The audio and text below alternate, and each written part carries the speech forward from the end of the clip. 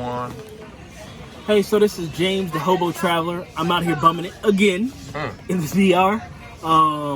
Today, I'm actually going to do a story time. It's about a guy that I know called Army Al. Now, I never put names out there to protect these people's identities, but this is a true story about a guy that I know in the Dominican Republic that almost went to jail. So, I have a friend of mine that lived in Santo Domingo. Now, he's a former military guy, decent guy, great guy, and he came down to the DR looking for love. But he started leading with his wallet, which is one thing that you should never do. He started meeting all these girls that were taking his money here and there. But he finally met a girl that stuck with him for the long end, but he didn't know that she had a boyfriend. That's one thing that guys gotta understand. Some of these girls, not all, have their side boyfriends. The guy that they really want to be with, and they use the American as a way to make money. Un americano para ganar su dinero, su cuarto. So, you really gotta understand that. Are you that guy that she loves? Are you that guy that she's really just trying to use as an ATM and pull out some pesos and even some US dollars from you? So, back to the story of Army Al. So he was with this girl for a while, and she started asking, hey, I want you to build me a house. I want you to do this for my mom. This person's sick, my cousin's sick, my aunt's sick, my tío, mi motoconcho, todo mi familia está enfermo. I'm like, oh shit, brother, you gotta chill out. You're spending so much money on this girl. You're helping her build a house. Do you have a house? That's one thing a lot of guys gotta understand. If you're helping these girls get cars and houses and all this other stuff, you gotta understand, if you're in the DR, do you have that? If you don't, then hold up, pump your brakes. Because the first thing you gotta understand is take care of yourself before you take care of anybody else. Whether it's friends, chicas, the local people on the street, make sure that you're good. So, one day he kind of hits a rough patch when it comes with the money. The money starts getting a little bit low.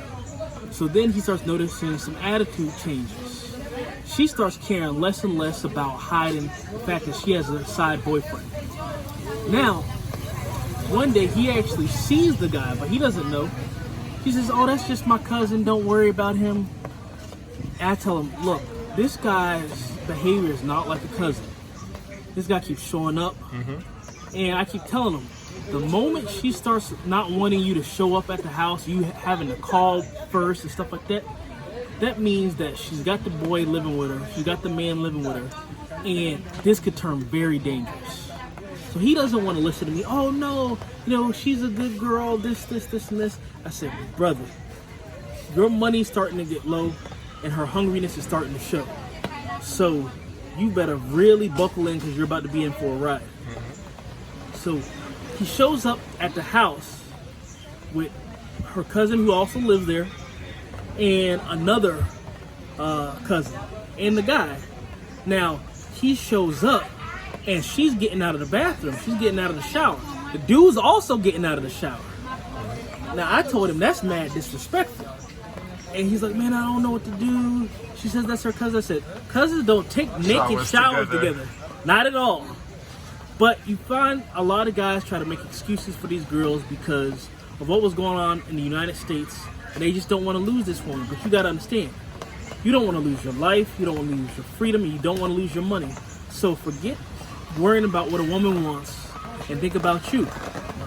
Now the girl's all upset saying that, oh, me and you are having problems in the relationship. Why did you show up?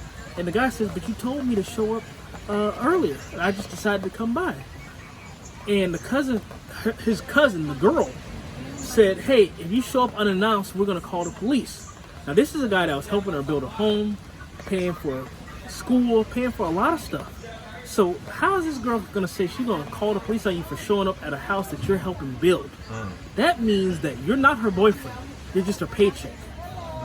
So luckily, I was able to advise the guy, look, stay out of that situation. If she calls, block the call.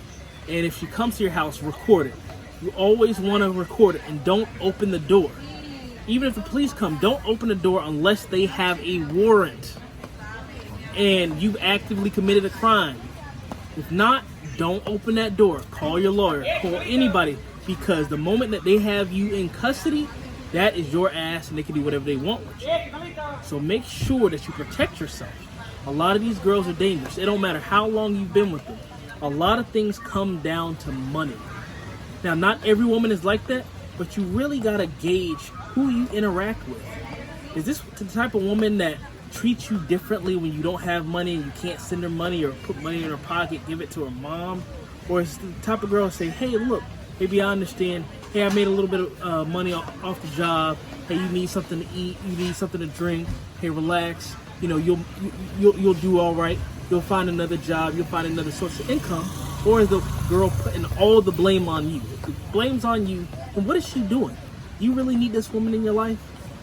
Anyway, that's the end of the story time. Luckily, the guy was able to make it through it, and he's not in jail. But there might be a part 2 to this story coming up.